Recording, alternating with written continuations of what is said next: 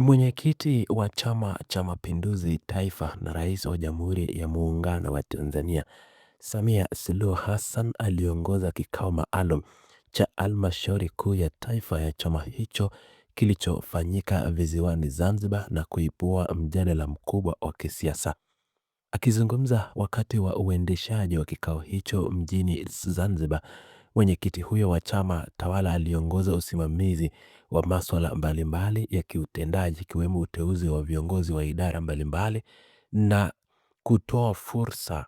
kwa wajumbe wa ngazi ya juu kujadili mwelekeo wa nidhamu na sera za chama. Mjadala huo uliibuka tarehe 29 mwezi Julai mwaka wa 2026 ukimhusisha moja kwa moja makamu wa rais wa Jamhuri ya Muungano wa Tanzania Daktari Emmanuel Nchimbi kufuatia madai ya kuwasilisha kwake mbele ya kamati ndogo ya maadili kufuatia kauli alizozitoa hivi karibuni zikiwataka wananchi kupigania na kudai katiba mpya.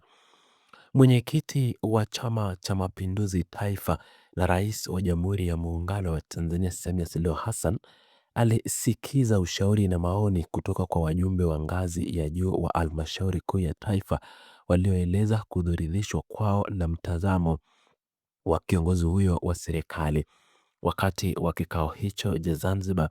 taarifa za ndani zilizoibuka zilibainisha kuwa kauli ya kiongozi huyo ilitafsiriwa na baadhi ya wajumbe kama hatua inayopingana moja kwa moja na msimamo rasmi wa serikali pamoja na mtazamo wa chama tawala. Mwanasiasa huyo mwandamizi na katibu mkuu wa zamani wa CCM Daktari Emmanuel Nchimbi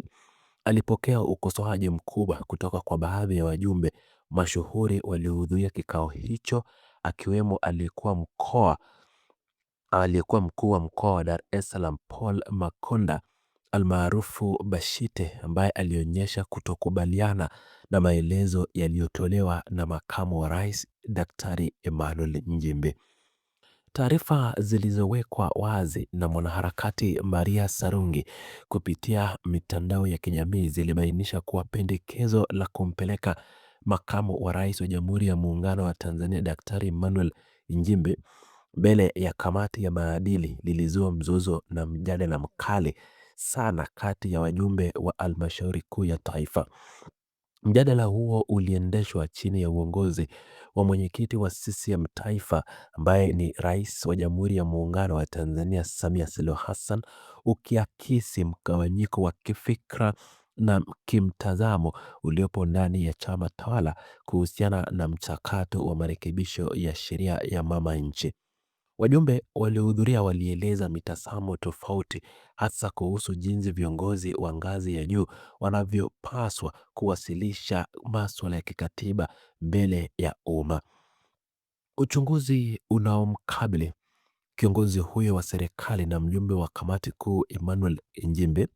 unatarajiwa kuongozwa na mwanasiasa mkongwe na mjumbe wa Halmashauri Kuu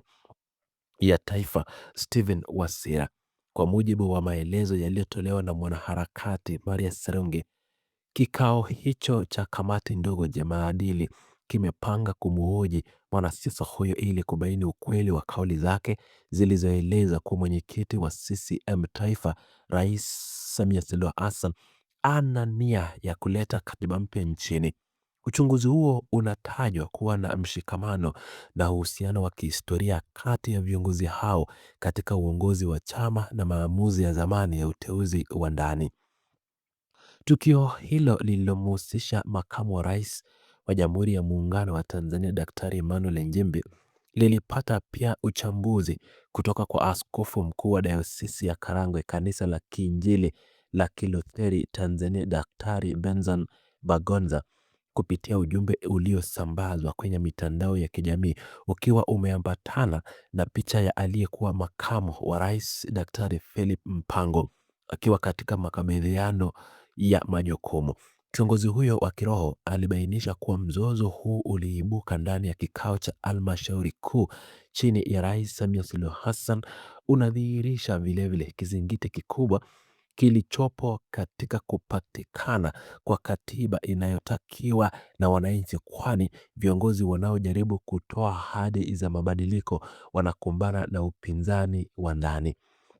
Mwanasiasa huyo mwandamizi na kiongozi wa serikali Daktari Emmanuel Nchimbi anatajwa katika uchambuzi wa Askofu Benson Bagonza kama kiongozi aliyejaribu kuinua matumaini ya wananchi kwa kutoa kauli za mabadiliko ya kiutawala katikati ya jamii iliyokuwa na kiu ya mabadiliko. Mtaalamu huyo wa masuala ya kiroho alieleza kuwa jitihada hizo za kueleza nia ya serikali inayoongozwa na mwenyekiti wa CCM Taifa, Rais Samia Suluhu Hassan, zilikumbana na utata kutoka kwa makundi yaliyoshikilia ushawishi mkubwa ndani ya mfumo wa serikali na kijamaa, na hivyo kujitishia juhudi za maridhiano ya kisiasa nchini. Mjumbe huyo wa kamati kuu ya CCM Daktari Emmanuel Nchimbi anaingia katika kumbukumbu za viongozi wa ngazi ya juu ndani ya chama tawala kukabiliwa na changamoto za kinidhamu kufuatia matamshi yanayoguza hisia za wananchi na mwelekeo wa nchi. Katika kikao hicho cha tarehe 29 mwezi Julai kilichoongozwa na Rais Samia Suluhu Hassan huko Zanzibar, Halmashauri Kuu ya Taifa ilifanya pia uteuzi wa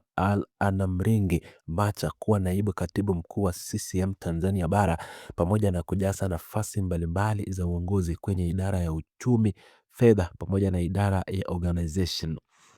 Mchakato huo wa kikao cha Zanzibar